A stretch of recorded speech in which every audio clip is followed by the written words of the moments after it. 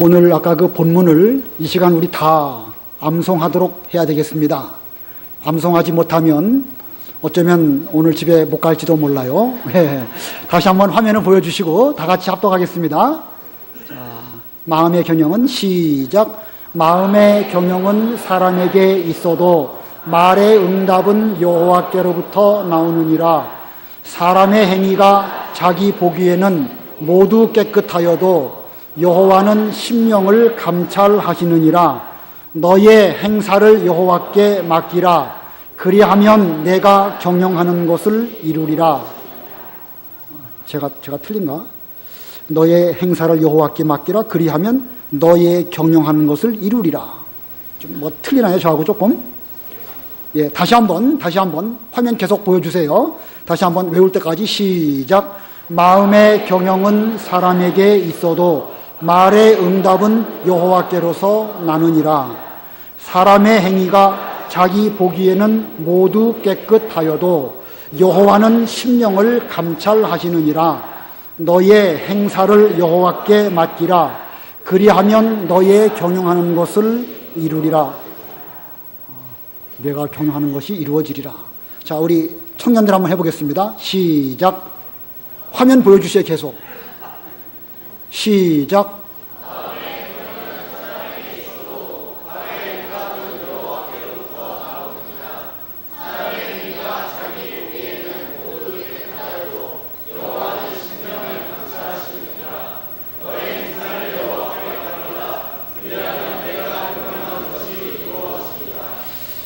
이게 성경책 자체가 여러분이 없는 걸 가지고 하니까 지금 잘 못 외울 수도 있어요. 그죠?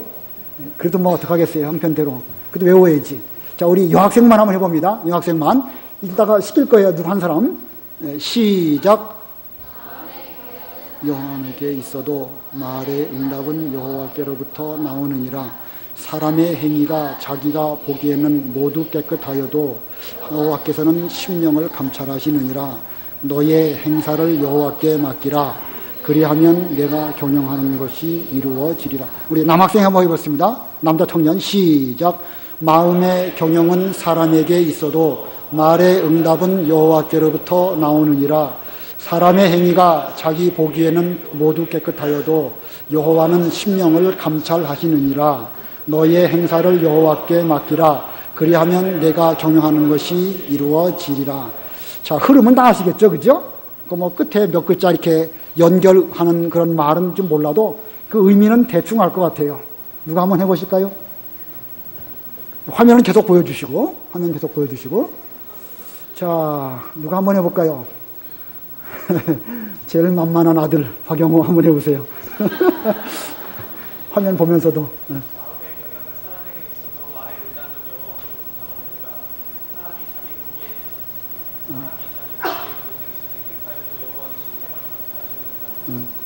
너의 행사를 잘했습니다. 박수 한번 쳐주세요. 자, 또 성령이 유성령 한번 해보세요. 화면 좀 봐도 괜찮아요. 마음의 경영은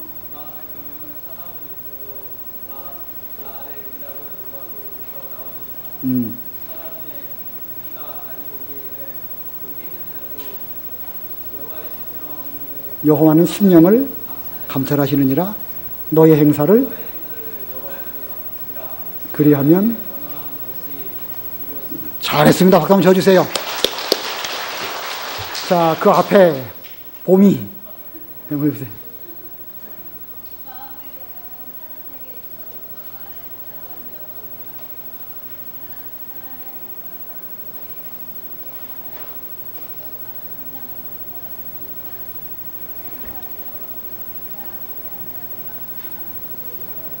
잘했습니다. 박수 한번 쳐주세요.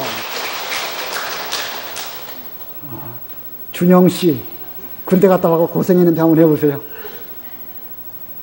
마음의 경영은 사람에게 있어도 말의 응답은 여호와께로부터 나오느니라. 사람의 행위가 자기 보기에는 모두 깨끗하여도 여호와는 심령을 감찰하시느니라. 행사를 여호와께 맡기라. 그리하면 내가 경영하는 것이 이루어지리라. 우리 모두들도 이제 어느 정도 아시겠죠, 그죠? 예, 박수 한번 쳐주시고요. 우리 준영 씨가 훈련 잘 받고 돌아왔는데 앞으로도 군대 생활 잘하고 이제 앞으로 제대한 뒤로는 사회생활도 잘하기 바랍니다. 우리 다시 한번 전체적으로 본문 다시 한번 합독하겠습니다. 시작. 마음의 경영은 사람에게 있어도 말의 응답은 여호와께로부터 나오느니라. 사람의 행위가 자기 보기에는 모두 깨끗하여도 여호와는 심령을 감찰하시느니라. 너의 행사를 여호와께 맡기라. 그리하면 내가 경영하는 것이 이루어지리라. 자, 오늘 본문을 잘 보면 이 마음의 경영이라는 말씀이 제일 앞에 나옵니다. 이것이 오늘 말씀의 제목입니다. 마음의 경영. 사람은 자기 마음을 경영하지만 하나님은 그 말에 대해서 응답하시고, 그리고 사람이 자기 보기에는 다 깨끗한 것처럼 보여도 하나님은 그 사람의 심령이 깨끗한가 안 깨끗한가 감찰하시고 우리가 우리의 행사를 여호와께 맡기라. 그리하면, 그렇게 되면 너의 경영하는 것이 이루어질 것이다. 이렇게 마음의 경영을 말씀하시고 가운데 쭉 말씀하시다가 그렇게 하면 내가 경영하는 것을 하나님께서 다 이루어지도록 해 주실 것이다. 이런 것이 오늘 본문의 말씀의 흐름입니다. 그러니까 제목 마음의 경영 잘 기억하시기를 바랍니다. 제가 아는 어떤 사람이 있는데 그 사람은 재벌 2세예요. 그 아버지가 아마 어마어마한 부자입니다. 그리고 그 아버지의 그런 재산의 후광을 힘입어서 그는 회사의 높은 자리에까지 올라가게 되었습니다. 결혼도 하고 또 이 결혼했는데 그 부인이 얼마나 예쁜지 몰라요. 예쁘기도 하거니와 또 플룻을 또 잘 불고 또 그 즈음에 그 아들이 있었는데 중학교 2학년이든가 뭐 그쯤 되는 아들을 두고 있습니다. 여러 가지 여건으로 볼 때에 남부러울 것이 없는 그런 사람입니다. 아버지는 부자지요. 자기는 회사의 높은 자리까지 올라갔지요. 예쁜 아내도 있고 아내가 또 얼마나 음악도 잘하고 아들도 또 잘 성장하고 있고 좋은 여건을 가지고 있었는데 그는 자기 그 삶을 경영을 제대로 못해가지고 호주로 몰래 도망을 갔습니다. 도망가가지고 거기서 어떤 여자를 만나가지고 그 여자랑 같이 살림을 나게 되었어요. 근데 거기 가서 먹고 살 일이 쉽지가 않지요. 집에서는 아버지가 부자지만 아까 그 오전에 탕자처럼 멀리 타국에 가가지고 뭐 돈이 있나요? 아버지가 돈 안 주시거든요. 그래서 택시 운전하면서 뭐 택시 운전이 나쁜 건 아니지만 아무튼 그렇게 어렵게 생활을 영위하다가 그 뒤로 가까스로 뭐 한국에 돌아오긴 돌아왔는데 그 뒤는 그의 삶이 계속 꼬여 들어가기만 했던 것입니다. 이거 보면 아무리 여건이 넉넉하고 좋은 환경이라 할지라도 자기 마음을 경영하지 못한다고 하면 그의 인생은 꼬이고 또 결국 좋지 못한 쪽으로 가게 될 수밖에 없습니다. 그만큼 자기 마음의 경영이 중요한 것입니다. 환경보다 자기 마음을 경영하는 것이 그만큼 중요한 것입니다. 제가 아는 또 다른 사람이 있는데 그 사람은 경상도 사람입니다. 부모가 아마도 고아였던 것 같아요. 오래전 일이라 기억이 잘 안 나는데 부모가 고아든지 안 계셔가지고 어렵게 생활을 해서 그는 이 청소년 때에 주유소에서 일하면서 어려운 생활을 하게 되었습니다. 주유소에서 일하면서 그런 마음에 결심하기를 나도 반드시 커서 사장이 될 것이다. 이런 그 마음의 결심을 하고 그리고 이제 제가 다니는 회사에 들어왔어요. 들어와가지고 영업을 하는데 얼마나 헌신적으로 열심히 잘하는지 몰라요.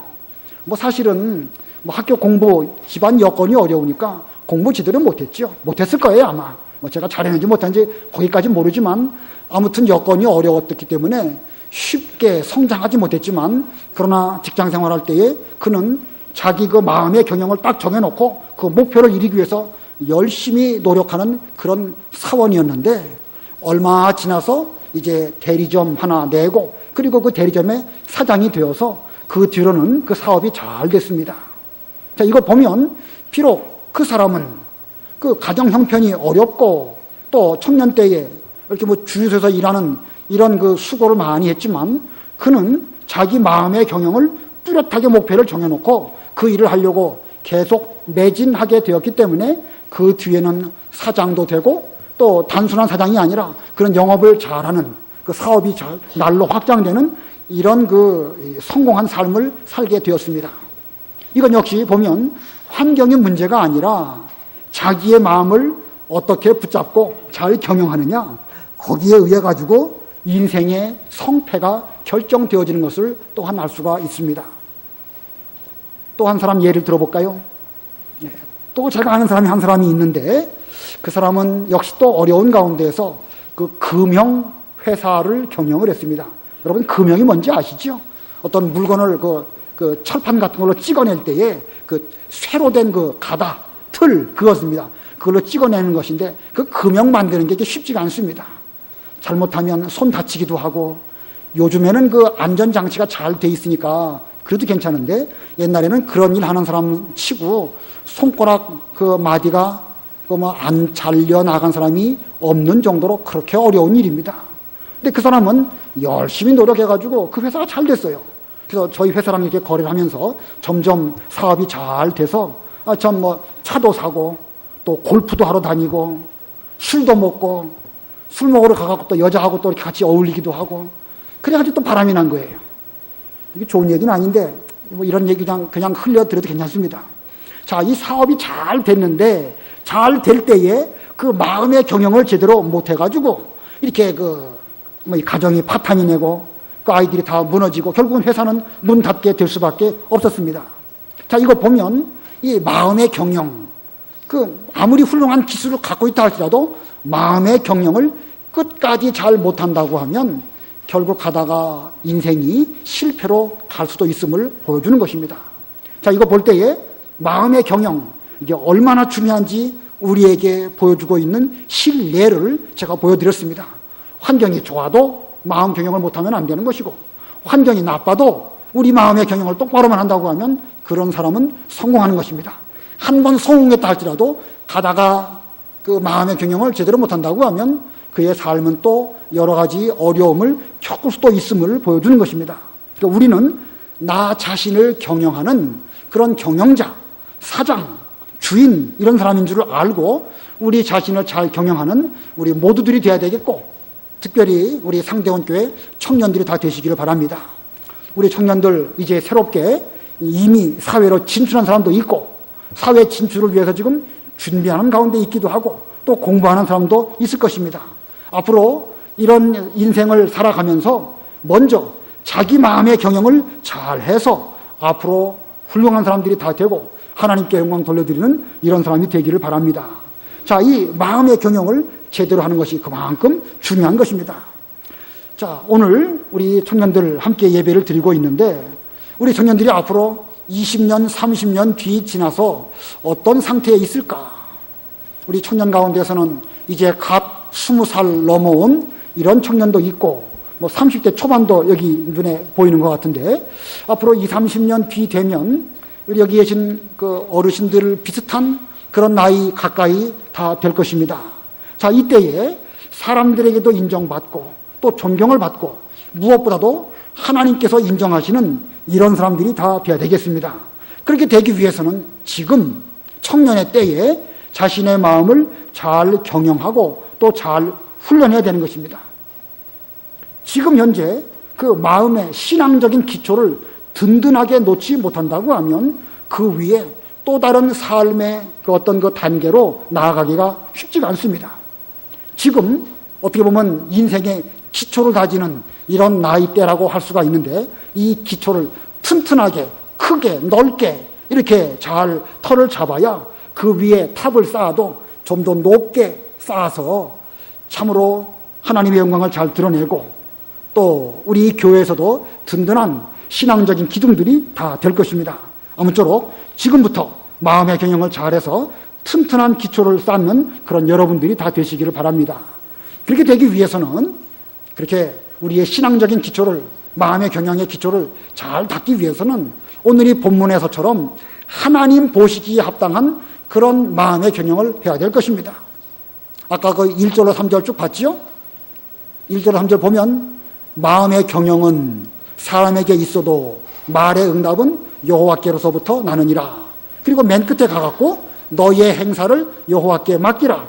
그리하면 이라는 말이 나옵니다. 꼭 그리하면이라는 말의 뜻은 그 앞부분에서의 여러 가지 조건들을 잘 이루면, 그리하면 내가 경영하는 것이 하나님으로 말미암아 잘 이루어지게 될 것이다 라는 뜻이 오늘 본문의 뜻입니다. 우리 다시 한번 1절에서 3절까지 다 같이 합독하시겠습니다. 시작. 마음의 경영은 사람에게 있어도 말의 응답은 여호와께로부터 나오느니라. 사람의 행위가 자기 보기에는 모두 깨끗하여도 여호와는 심령을 감찰하시느니라. 너의 행사를 여호와께 맡기라. 그리하면 내가 경영하는 것이 이루어지리라. 자, 그리하면 너의 경영하는 것이 이루어지리라. 우리 청년들의 경영하는 것, 혹은 우리 모두가 경영하는 것이 하나님의 은혜로 말미암아 이루어지기 위해서 오늘 2절과 3절 전반절에 각각 두 가지 조건을 말씀하고 있습니다. 그러므로 우리는 마음의 경영을 하기 위해서 이 두 가지를 잘 해야 되겠는데, 그 중에 첫 번째는 여호와 보시기에 깨끗할 것입니다. 여호와 보시기에 깨끗할 것. 우리 2절 다 같이 합독하십니다. 시작. 사람의 행위가 자기 보기에는 모두 깨끗하여도 여호와는 심령을 감찰하시느니라. 그러니까 자기 보기에 자기의 마음이 깨끗한 그것은 옳은 게 아니에요. 내가 자기를 볼 때 뭐 더럽고 깨끗하고 그게 문제가 아니고, 하나님 보실 때에 하나님은 우리를 어떻게 보시는가? 하나님 보시기에 깨끗한 그런 마음의 경영, 그런 깨끗한 심령, 이것을 가질 때에 하나님께서 그에게 이제 잘 되어지도록 그렇게 해주신다는 것입니다. 요새 우리 세월호 사건으로 온 나라가 한 2달 넘게 떠들썩했습니다. 그 구원파 유병원이라는 사람, 참 그 경영 잘하는 사람인 것 같아요. 옛날 세모 그룹인가요? 그 그룹이 쫄딱 망해가는 그 즈음에 그 회사를 파산 신고를 하고, 그리고 다 이제 정리한 다음에 미리 빼돌린 돈으로 그 다 망한 그 회사를 또 적당한 돈 주고 산 다음에 다시 그 회사를 잘 세웠습니다. 그래가지고 그 차익이 대략 얼마나 되는 것이죠? 한 2천억 정도 되는 거예요. 다 망해가는 회사 파산 신고하고 우리 회사는 망했습니다 하고 이제 신고한 거예요. 신고하고 나서 미리 빼돌린 돈으로 그 회사를 다시 삽니다. 다시 사가지고 적당한 선으로 다시 이렇게 키워놓으니까 회사 가치가 그만큼 올라가게 되었는데, 그때에 국고에서 나간 그 돈이 2천억 정도 되는 돈이 그 회사로 들어간 것입니다. 자, 이 유병헌이라는 사람 머리가 잘 돌아가죠? 또 이름도 또 잘 줘요, 보니까. 제가 볼 때도 이름 참 잘 지은 것 같아요. 세월호라는 이름도 참 잘 지은 것 같아요. 그죠? 또 노른자 쇼핑, 하나, 둘, 셋, 또 여러 이름들 지은 거 보면 참 우리나라 말을 참 잘 사용해서 이름을 짓고, 그리고 그 이름값을 이제 받는 거 아니겠습니까? 그래서 세월호가 인천에서 제주도로 출항할 때마다 자기가 그 지적 재산권이 있으니까 한번 출항할 때마다 얼마씩 돈 내라는 거예요, 자기한테. 그래가지고 인천에서 출항할 때 얼마 내고 제주에서 출항할 때 얼마 내고, 그런 식으로 계속 돈을 벌어들인 것입니다. 자기는 손 안 대고 그냥 돈 번 것이죠. 자기 머리가 잘 돌아가죠. 아주 경영을 잘하는 그런 사람인 것이 분명합니다.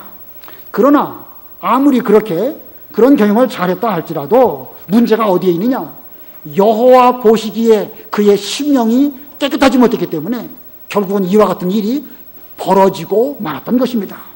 자, 아무리 다른 거 잘한다 할지라도 이 깨끗하냐 깨끗하지 못하냐, 하나님 보시기에 합당하냐 그렇지 못하냐, 그것이 결국 어느 시점에서는 빵꾸가 날 수밖에 없는 것이고, 한번 구멍이 나게 되면 그 그룹은 그 큰 회사라 할지라도 결국 파선한 배와 같이 결국 망하게 되는 것입니다. 디모데전서 1장 19절에 보면 지난번 공과 시간에 배운 것처럼 선한 믿음과 선한 양심을 가져라. 만약에 그렇지 아니하면 파선한 배와 같다. 이렇게 말하고 있습니다. 우리의 마음가짐이 선한 양심, 믿음 이런 것을 가지고 있을 때에 이게 든든한 것입니다. 큰 배든지 적은 배든지 어떻든지 간에 우리의 그 마음 상태나 여러 가지 행동 거지가 여호와 보시는 데에서 하나님 감찰하실 때에 문제가 없어야 되는 거예요. 문제가 없으면 가다가 좀 어려울 수도 있죠. 인생이 늘 행복한 건 아니니까 어려울 수도 있지만, 그러나 하나님이 보호해 주시고 또 깨끗하면 문제될 게 없어요. 세무조사를 하든지 어떤 일이 터지더라도 세월호 같은 경우도 정상적으로 잘 되는 회사였다가 그런 일이 터졌으면 뭐 보험 처리한다든가 등등으로 해서 안전장치를 둘 수가 있는데, 이게 여호와 보시기에 깨끗하지 못했기 때문에 결국은 온 나라가 거기에 그냥 큰 타격을 입게 된 것입니다. 그러므로 우리도 앞으로 인생을 살아갈 때에 하나님 보시기에 깨끗하냐 깨끗하지 못하냐, 이 면에 우리는 신경을 쓰고, 혹시 다른 면에서는 좀 부족할 수 있습니다. 뭐 개중에는 고아도 있을 수 있고 공부 제대로 못할 수도 있습니다. 또 태어나기를 머리가 좀 부족하게 태어날 수도 있습니다. 그러나 심령을 감찰하시는 하나님 앞에서 깨끗하다고 하면, 깨끗한 그 상태만 잘 유지하면 하나님께서 반드시 잘 되게 해주시는 그런 복을 받을 것입니다. 창세기에 보면 요셉이라는 사람이 나오죠. 야곱의 12아들 가운데 11번째 아들 요셉. 그는 형들의 시기를 받아가지고 애굽의 종으로 팔려가게 되었습니다. 아마 어떻게 해서 형들이 시기했는지 그건 잘 모르지만, 성경에 자세하게 기록이 안 돼 있지만 우리가 미루어 짐작하건대 이 요셉은 형들보다 그래도 깨끗하게 하려고 하는 그런 면이 있었기 때문에 그 형들하고는 좀 이게 좀 차원이 다르고, 그래가지고 형들로부터 시기를 받고 그리고 애굽으로 팔려가지 않았을까, 그렇게 생각이 듭니다. 그런 애굽에 팔려가서 보디발이라고 하는 사람의 종이 되었습니다. 그러나 그는 종으로 있으면서도 자기 하는 모든 일들을 여호와 보시기에 깨끗하도록 그 모든 일들을 잘 처리했습니다. 그렇기 때문에 보디발이 그에게 자기 집안의 모든 일들을 그 요셉에게 다 맡기는 그런 이 상황까지 이르게 된 거 아니겠습니까? 그러다가 어느 날 그 보디발의 부인이 요셉에게 추파를 던져가지고 나와 동침하자라고 유혹했지만, 그 요셉은 여호와 보시기에 깨끗한 그런 믿음의 길을 걸어가려고 주인께서 이 집에 모든 것을 다 저에게 맡기셨지만, 그러나 딱 한 가지 맡기지 아니하신 것은 이 보디발의 주인의 아내이신 당신입니다. 나는 하나님 앞에서 당신에게 죄를 짓는 이런 그 길을 걸어갈 수 없습니다 라고 하면서 그는 옷을 벗어 던지고라도 그 자리를 떠나가지 않았습니까? 결국 그것 때문에 그는 감옥에 갇히게 됩니다. 감옥에서도 그는 하루 이틀이 아니라 3년을 감옥에 있게 되다가 마침내 왕 앞에 서게 되는 이런 은혜를 입게 됩니다.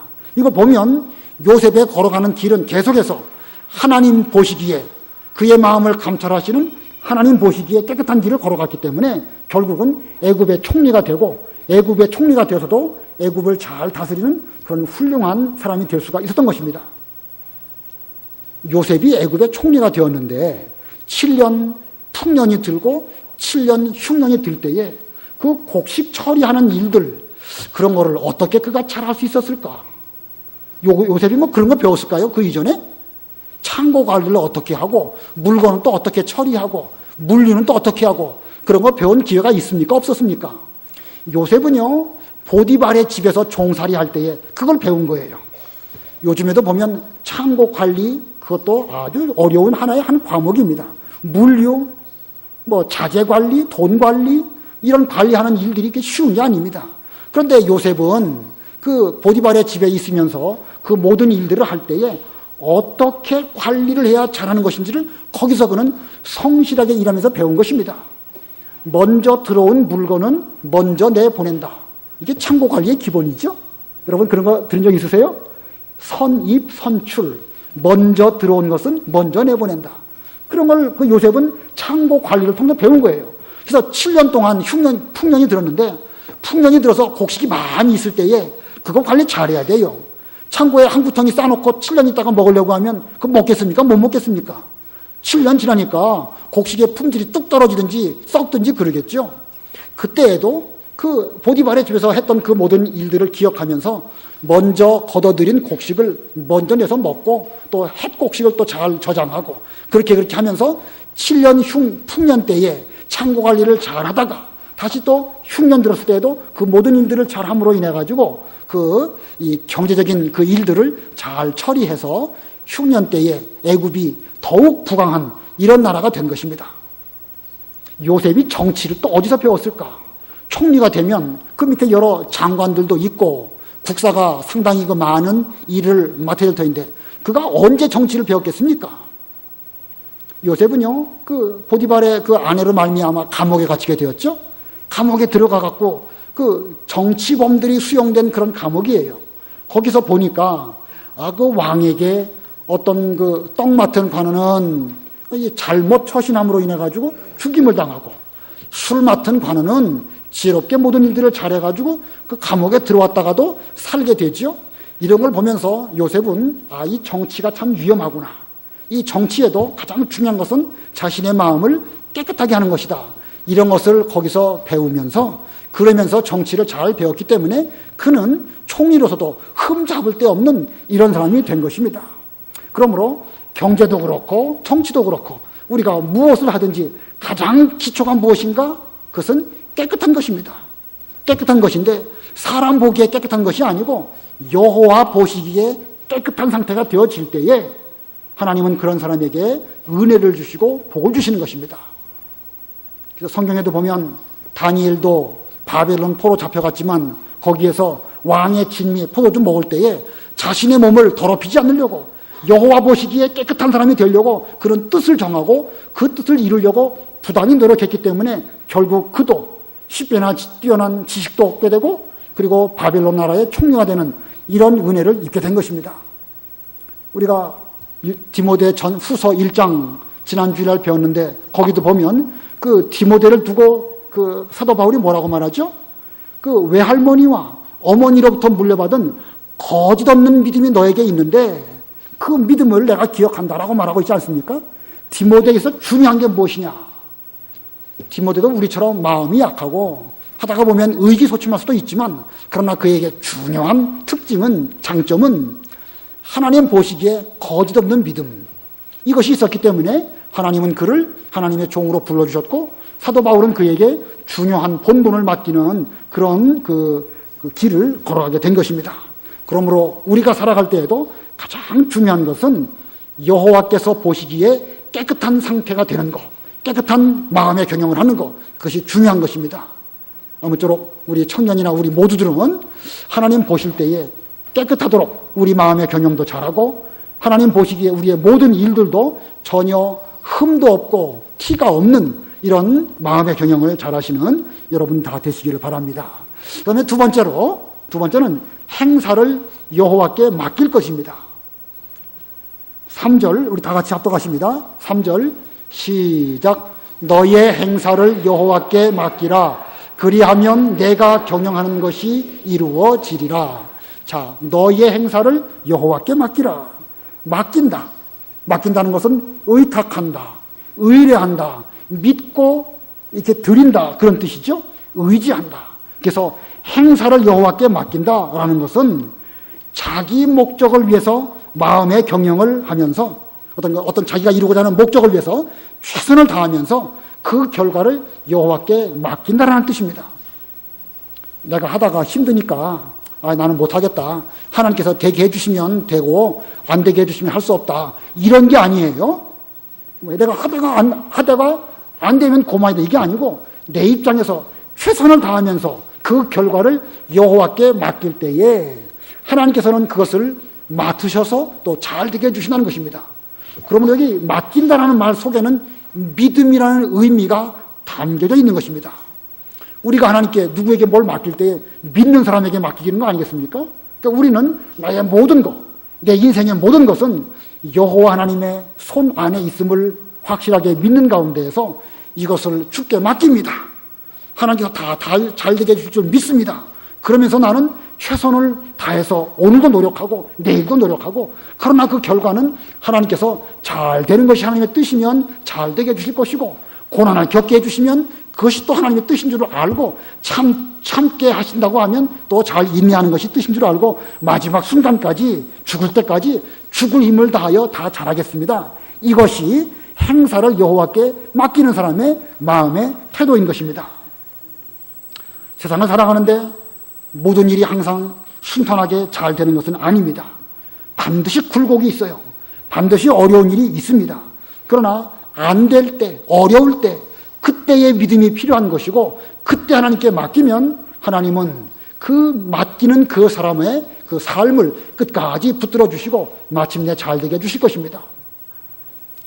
우리는 다윗을 생각해 볼 때에 다윗은 이미 사무엘로 말미암아 머리에 기름을 붓고 이스라엘 나라의 왕으로 되기로 내정되었습니다. 자, 그런데 그 길을 걸어가면서 얼마나 어려운 일을 많이 겪었습니까? 이 다윗이 그 사울 왕의 딸 미갈하고 결혼을 하지요. 그러니까 사울 왕은 자기에게 대해서 장인이에요. 장인인데 그 장인인 사울이 다윗을 죽이려고 하죠. 앞으로 다윗이 왕 되는 것 외에는 그가 지금 모자란 게 뭐겠느냐? 저는 반드시 왕 되려고 할 것이다 라고 생각하면서 다윗을 기회만 있으면 죽이려고 했습니다. 그런데 다윗은 끝까지 자기 행사를 여호와께 맡기고 자기 믿음의 길을 잘 걸어갔습니다. 그 사울 왕이 다윗을 죽이려고 3,000명을 이끌고 이제 황무지로 찾아왔습니다. 그리고 진을 치고 그 가운데서 이제 사울이 잠이 들었는데 그 병사들도 다 지쳐가지고 잠든 거예요. 그래서 다윗이 자기 그 병기든 소년, 이제 보좌관하고 같이 그 사울에게로 가가지고 살며시 다가갔는데도 불구하고 아무도 그 다윗을 눈치를 못하는 거예요. 그러니까 자기 옆에 있는 보좌관이 이 칼을 들어가지고 이 사울 왕을 찔러 죽일까요? 이거 뭐 2번 찌를 것도 없을 것입니다. 한 번에 찌른다고 하면 사울은 죽을 것이고 그 다음에 다윗은 왕 될 것입니다. 라고 그 보좌관이 다윗에게 말할 때에 다윗은 뭐라고 말하지요? 아서라, 하나님께서 기름 부어 세운 이 왕을 내가 어찌 죽일 수 있겠는가? 이 사울 왕은 하나님께서 기름 부어 세운 하나님의 사람이기 때문에 그 사람이 뭐 혹시 잘하고 잘못하고를 떠나가지고 그것은 하나님께 맡기는 것이니까 죽이고 사는 것은 결코 하면 안 된다. 그것은 하나님께 대해서 죄를 짓는 것이기 때문에 해서는 안 된다. 라고 말하면서 그는 그 사울왕의 옷자락을 조금 베고 그리고 사울왕의 물병을 가지고 살며시 이제 바깥으로 나오게 되지요. 자, 이거 볼 때에 다윗의 좋은 점은 무엇인가? 얼마든지 죽일 수 있지만 그 행사를 누구에게 맡긴 것이죠? 여호와께 맡긴 것입니다. 세우시는 분도 여호와시니까 이제 앞으로 사울왕을 폐하시는 것도 여호와께서 하실 것이고 나도 뭐 왕 되고 마는 것도 하나님이 하실 것이니까 나는 하나님께 맡길 뿐입니다. 라고 그는 자기 모든 일을 그 하나님께 맡겼기 때문에 그렇습니다. 그런 일이 한 번이 아니라 이제 2번 성경에 기록되어 있었고 그 외에도 여러 번 다윗은 자기 어려운 위기를 인간적인 방법으로 혹은 편법으로 얼마든지 헤쳐나갈 수 있는 기회가 있었지만 그 모든 것을 여호와께 맡기고 그 고난의 길을 끝까지 잘 걸어갔기 때문에 마침내 하나님께서 그로 하여금 이스라엘의 왕이 되게 해주신 것입니다. 우리 청년들도 앞으로 살아가다 보면 뭐 그렇게 되기를 바라는 건 아니지만 반드시 어려운 일은 겪을 수밖에 없습니다. 자, 왜 어려운 일들이 왜 이렇게 많은지요? 부도를 맞기도 하고 사기를 당하기도 하고 병들기도 하고 등등의 일들이 우리 주변에는 너무너무 많이 있습니다. 일생 가다가 그런 거 한 번 만나면 인생이 휘청거리게 되고 또 한 번 넘어지게 되면 재기하기가 여간 어려운 게 아닙니다. 그래도요, 하나님은 우리에게 너의 행사를 여호와께 맡기는 그런 마음의 경영을 하라고 우리에게 이 성경을 통하여 말씀하고 계십니다. 그러므로 우리 청년들도 우리 모두들도 우리의 남은 삶을 여호와께 맡기면서 힘들고 어려워도 참고 견디면서 주께서 내게 대하여 어떻게 해주실지 계속 그 길을 잘 걸어가다 보면 하나님께서 그리하면 너의 경영하는 것을 이루어 주시리라. 아까 그러지 않았습니까? 그래서 하나님께서 되게 해주실 때까지 우리는 마음의 경영을 잘하는 그런 우리가 되야 될 것입니다. 자, 오늘 2가지를 말씀드렸습니다. 첫 번째는 여호와 보시기에 어떻게 할 것? 깨끗할 것. 이건 정말 중요한 거예요. 절대 깨끗해야 돼요. 거짓 있거나 속이거나 인간의 수단 방법 쓰면 얼마 동안은 잘 될지 몰라요. 그러나 유병헌처럼 망하는 길 갈 것입니다. 절대 깨끗해야 됩니다. 이게 진실이고 이게 성도의 기본입니다. 그 다음에는 끝까지 믿음으로 하나님께 우리가 맡기고 하는 것, 너의 행사를 여호와께 맡기는 그런 마음의 경영을 잘 하시는 우리 모두가 다 되시기 바랍니다. 한 가지만 더 말씀드리고 마치겠습니다. 잠언 16장 32절 33절 다시 한번 화면에 띄워주세요. 여기 32절 33절 아까 잠언 16장 맨 끝이에요. 다 같이 합독하십니다. 시작. 노하기를 더디하는 자는 용사보다 낫고 자기의 마음을 다스리는 자는 성을 빼앗는 자보다 나으니라. 제비는 사람이 뽑으나 모든 일을 작정하기는 여호와께 있느니라. 자, 이거 앞에 지금 이 잠언 16장 1절로 3절과 여기 32절, 33절은 비슷한 말씀이죠. 자기 마음을 다스리는 자는 성을 빼앗는 자보다 낫다. 자, 우리 마음의 경영하는 가운데 중에서 내 마음 화내지 않는 거, 성내지 않는 거, 이거 정말 중요합니다. 정말 중요해요. 여자들은 어떤지 모르겠지만 제가 고등학교 다니는 즈음에 사내라면 좀 어떤 그 불의를 보면 의분을 하면서 그 올바른 것을 강력하게 주장할 수 있을 때에 그 사내가 아닐까 그렇게 생각하면서 화도 멋있게 내는 것이 괜찮겠다 이런 생각이 들었습니다. 근데 그게 얼마 지나다 보니까 그게 잘못된 것이더라고요. 화내는 순간 이미 그 자기의 마음을 스스로 컨트롤이 안 되는 거예요. 스스로 한번 화내면 화가 더 상승작용을 일으켜가지고 계속 그날 밤 잠 못 자게 되지 않습니까? 자, 이거 볼 때에 우리 마음을 다스리는 것이 마음의 경영 가운데에서 아주 중요한 것이에요. 그래서 아까 읽은 것처럼 노하기를 더디하는 것은 용사보다 낫고, 화 안 내는 것은 전쟁에 나아가서 뭐 전쟁을 잘하는 그런 용사보다 노하지 않은 것이 더 낫고, 또 자기 마음을 잘 다스리는 자는 성을 빼앗는 자보다 낫다. 제비는 사람이 뽑지만 모든 판결은 여호와께서부터 나온다. 이렇게 말씀하고 있습니다. 저와 같은 마음을 우리 청년들이 먹지는 않겠죠. 그러나 혹시 저와 같은 마음을 먹은 그런 청년들이 있다고 하면 이 말씀을 마음에 잘 새겨두시기를 바랍니다. 노하기를 더디하는 자는 용사보다 낫고 자기 마음을 다스리는 자는 성을 빼앗는 자보다 낫느니라. 저는 일생 이 말씀이 저의 모토입니다. 그래서 새해에 그 다이어리를 이렇게 딱 맞으면 제일 먼저 저는 요 성구부터 써놨어요.